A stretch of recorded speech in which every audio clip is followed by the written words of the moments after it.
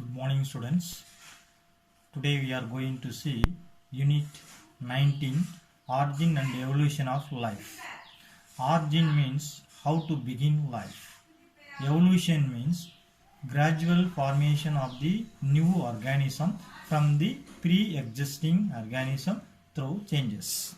As you know very well, many scientists they are telling that in all organism it is formed from various way, but no one knows where it is originated exactly.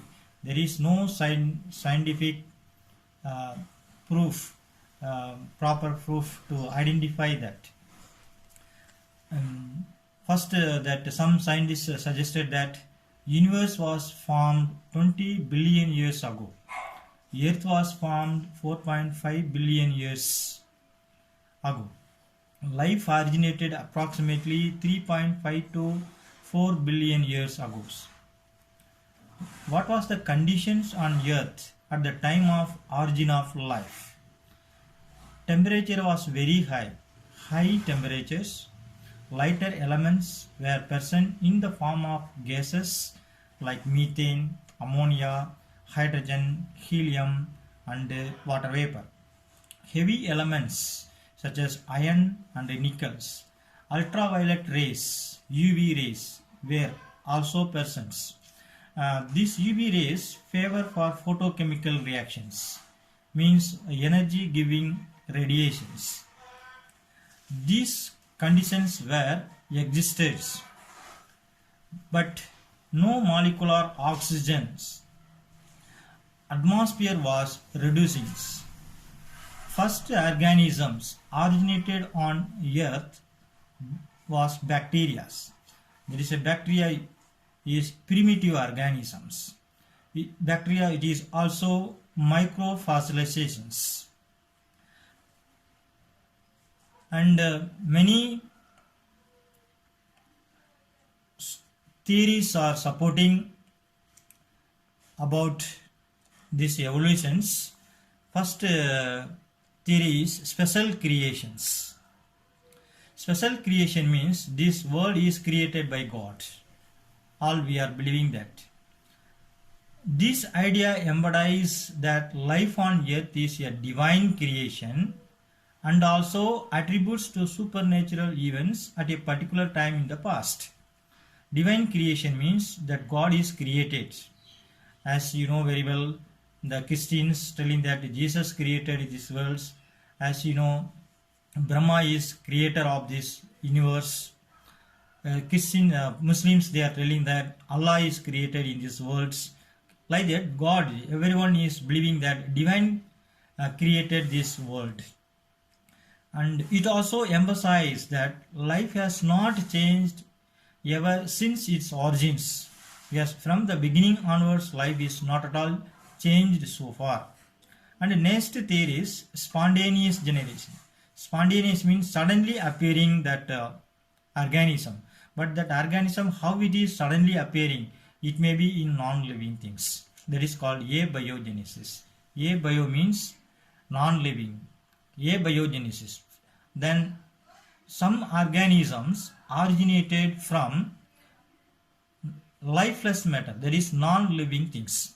According to this theory, life originated spontaneously from lifeless matter. It was believed that fishes originated from mud, frogs from moist soil, and insects from decaying matter. Next one is biogenesis. Bio means living. Biogenesis. Then organism which is originated from pre-existing life. That means without pre-existing organism there is no new life. It was speculated by Louis Pasteur 1862 that life originates from pre-existing life. Pre-existing means ancestors or parents or previous life. Without previous parents or ancestors there is no new life forms.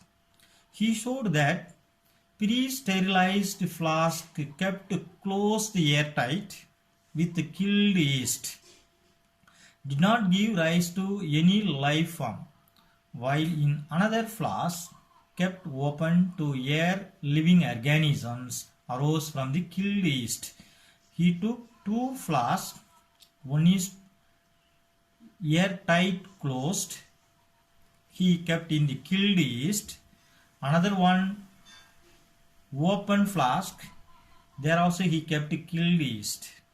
But from this, out of two flasks, which that flask was open, from there only that new organism arose. And he concluded that microorganisms and enter through that air into the open flask because of some previous and pre-existing life that new organism happened to form. And the next theory is extraterrestrial or cosmic origins. Extraterrestrial or cosmic origin means it is some scientists still believe that life came from outer space. This state that units of life called spores. Maybe in the outer space some spore will be there. From that spore through the wind and life is formed. Then next one is this life which is formed through the spore, that is cosmic regions, and that it is transferred to different planets including Earth, that is called panspermias. Panspermia means that seeds which came from the spores, that is called panspermias. And this idea of astronomers. And the next one is chemical evolution of life. This idea was developed by Oparin in 1922 and Holden 1929. They proposed that with the conditions prevailing on Earth, life arose by a series of chemical reactions. Because of some chemical reactions only, sequence of chemical reactions only, life arose. The first form of life could have come from pre-existing non-living inorganic molecules, which gave rise to formation of diverse organic molecules, which are transformed into colloid system to produce life. That means some pre-existing non-living inorganic molecules gave rise to diverse organic molecules, means more organic molecules formed from non-living inorganic molecules. Then this both it combined and transformed into colloid system to produce life. In that way only life is produced. Then modern concept on chemical evolutions regarding origin of life was accepted.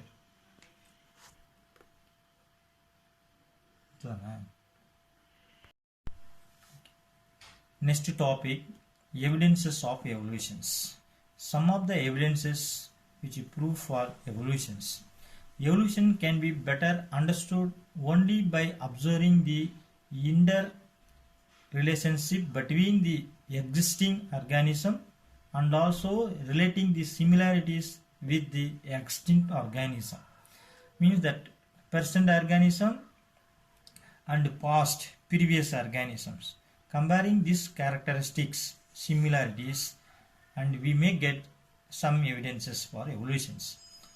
The interrelationship of the organisms also supported by evidences from different branches of biology. As you know, there is a various branches of biology also which proves that some of the evidences for evolutions. These evidences support the concept that all organisms have evolved from common ancestors. All organisms which form from common ancestors. That means the common ancestor means particular group or a single group of organisms, ancestors. Next topic, evidences from morphology and anatomy. Morphology means structure and appearance of that organisms, anatomy, internal structure, internal organs, and comparing of structure and internal parts or organs, and we can uh, get some of that evidences. The comparative study of morphology and anatomy of animal reveal that they possesses common set of characteristics. Comparative means comparing of morphology structures and anatomy internal structures, and we may get some common set of characters. Some of that evidences here we can see homologous organ. First one, the homologous means similar. The homologous organs are those which have inherited from common ancestors with a similar developmental pattern in embryos. Inherited means that characters are genetic factors which goes from one generation to another generations. Then the four limbs of mammals are homologous structures. The mammals means which give the birth. A human hand, a front leg of cat, flipper of a whale, and bat's wings look dissimilar and adapted for different functions. And basically that structure may be in similar structure but which perform different functions. For examples, human, cat, whale, and bat. First you can see the humans. Human you can see humerus bone, radius, ulna, carpal, metacarpal, phalanges. Likewise cat, humerus, radius, ulna, carpal, metacarpal, phalanges. Like whale we can see humerus, ulna, radius, carpals, metacarpals, phalanges. Bat you can see humerus, radius, ulna, carpal, and phalanges. This all you can see this homologous. Those organs which have the same basic structure, but which perform different functions, these are called homologous organs. Once again I will repeat, those organs which have the same basic structure but which perform different functions, these are called as homologous organs. For examples, forelimb of a frog and a bird and a man shows same basic structure but they perform different functions. The forelimb of a frog are used to hold up the front end of the body. The forelimb of a bird are modified for flying. The forelimb of a man are used for eating, writing, working, and many other functions. And next one, analogous organs. The analogous organs look similar and perform similar functions, but they have different origins and developmental patterns. That means analogous organs which perform similar functions but which is originated in different developmental patterns. The functions of the wings of a bat, the wings of a bird, and the wings of an insect are similar but their basic structures are different. We can see here the structure is different but that function is similar. And these organs which have different basic structures and perform similar functions, it is opposite of homologous. The wings of an insect and bird wings, insect have a fold of membrane as wings. Birds have skeleton, flesh, and feathers support bird's wings. They perform the same functions of flying and have different structures. They are not derived from common ancestors and keep on evolving in the prevailing environment. Next one is vestigial. Okay, please you can see here some of that diagrams, and bat wings, birds wings, and insect wings. And this you can see these organs which are different basic structure. You can see the different basic structures, but which perform similar functions as I said. Next one is vestigial organs. Vestigials, these are degenerated or non-functional organs of animals are called vestigial organ. Degenerated means disappears. It is useless organs. Non-functional organs which is not at all used. The same organs are found to be well developed and functional in some of the related forms. Some of the vestigial organs in man are vermiform appendix, nictitating membrane, caudal vertebra, coccyx, etc. Vermiform appendix, it is present in the large intestines. Nictitating membrane, which is present in the bird's eyes, even the human being eyes. Caudal vertebra, caudal means tail, and coccyx, it is a last bone of the above the anal part, which is not at all used. Those organs in an organism which are functionless and useless now, but used to function in its ancestors. Once upon a time it is used in ancestors, but now it is useless. That is called vestigial organs. And the next one, atavisms. Atavism means reappearance of ancestral characters in some individual is called atavisms. Example, the presence of rudimentary trail in newborn babies, presence of thick hair on the human bodies.